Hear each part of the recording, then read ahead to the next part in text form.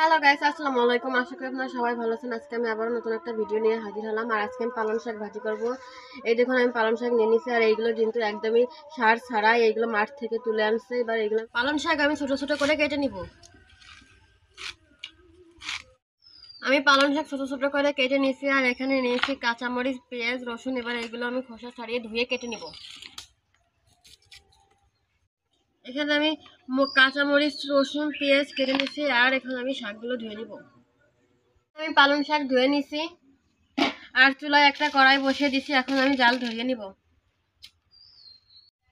আমাদের কড়াই গরম হয়ে গেছে। এবার আমি পালং শাক দিয়ে দিব।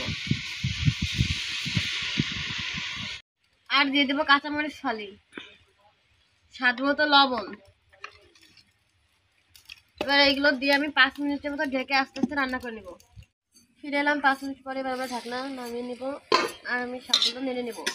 এই দেখুন, আমাদের শাকে কিন্তু পানি গলছে। শাকে আমি কোনো রকমের পানি দিই নাই। আপনারা চাইলে এখানে পানি দিতে পারেন।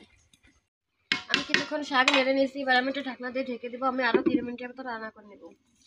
ফিরে এলাম 3 মিনিট পরে। এবার আমরা ঢাকনা নামিয়ে নিব। আর এই দেখুন, শাকে কিন্তু কি পরিমাণে পানি এখনো হয়েছে। আমরা এই পানিটা শুকিয়ে নিব। আর কিছু কাঁচা পেঁয়াজ দিয়ে দিব। আমাদের শাকের পানি পুরো শুকায় গেছে। এবার এগুলো আমি একটা বাড়িতে নামিয়ে নেব। আমাদের কড়াই গরম হয়ে গেছে। পরিমাণ মতো সয়াবিন তেল দিয়ে দিব। আর দিয়ে দেবো পেঁয়াজ কুচি, রসুন কুচি। এবার এইগুলো দিয়ে আমি ভেজে নিব। যতক্ষণ না ব্রাউন কালার হয় ততক্ষণ আমরা ভেজে নিব। আমাদের রসুন আর পেঁয়াজ ব্রাউন কালার করে ভাজা হয়ে গেছে। এবার আমি পালং শাক দিয়ে দেবো। এবার এইগুলো দিয়ে আমি 2 মিনিট রান্না করে নিব।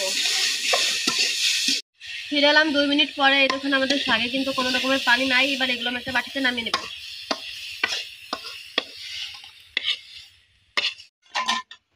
আমি একটা বাটিতে নামিয়ে নিয়েছি। আর তৈরি হয়ে গেছে আমাদের মজাদার পালং শাক ভাজি।